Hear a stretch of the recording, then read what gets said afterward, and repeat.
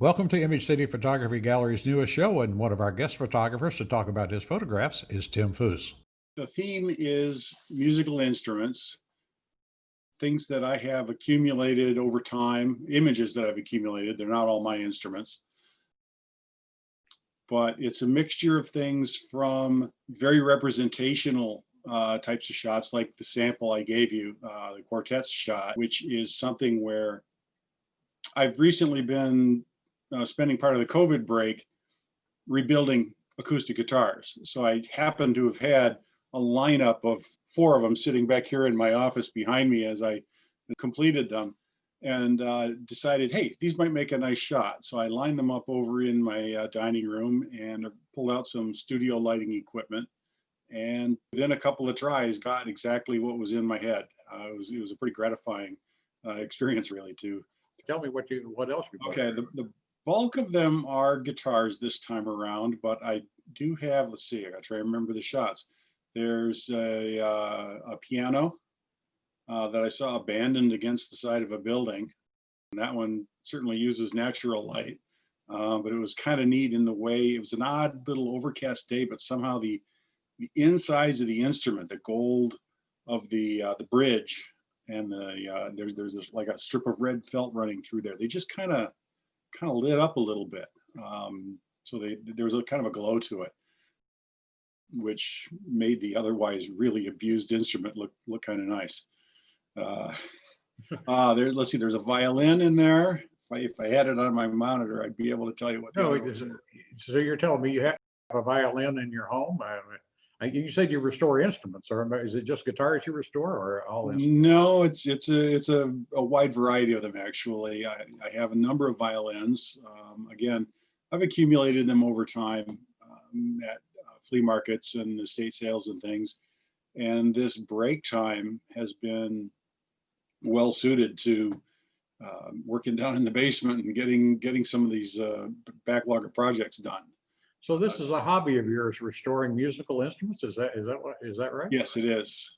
So it's kind of an outgrowth of my background. Prior career, I was a mechanical design engineer. I worked with Eastman Kodak for 24 years, and most of that was in design, but also manufacturing and assembly and quality assurance and advanced development and things. So I really have, kind of an innate appreciation for how things are built, the work that goes into them, the craftsmanship in how they're made. And that explains partly why I just like instruments. I'm an amateur musician, but I like having the instruments around just because I like their form and the design and the variation between them. Well, so you get to combine your interest of restoring musical instruments with your photography hobby, and and you put them together for this show. That's a great idea. I like it. Right. It's worked out pretty well, and it allows me to exercise my photography skills in different ways. I mentioned the one shot that was, outdoors, and actually shot at a bit of a distance. I was at the mercy of the light that was there at that particular time of day. Other times I'll be walking around the house, and because I have instruments, placed all over the place, sometimes the light comes through and just hits them in an interesting way.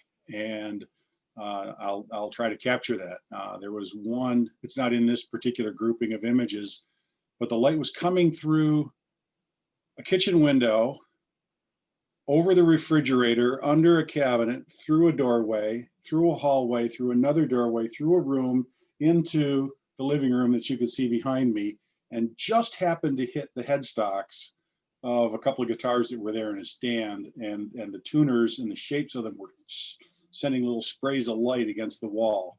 And I saw that and went, I've never seen the light come through at that exact angle.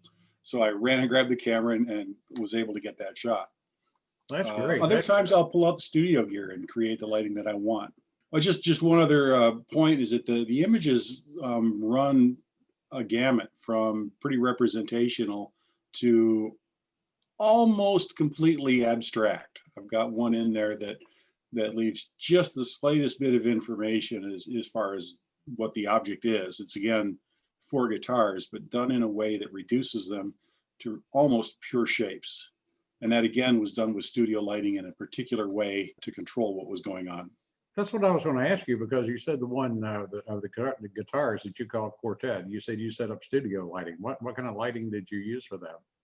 Well, in my professional photography, I do a lot of product work, commercial images. So I have a good selection of strobes and various modifiers that I can put on the front of those lights, soft boxes and reflectors and grids and snoots and all that kind of stuff.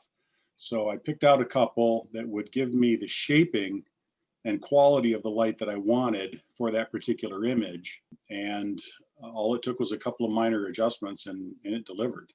Thank you, Tim, and I hope visitors will come to the gallery to see your photographs and the other photographs we have on display at 722 University Avenue in Rochester.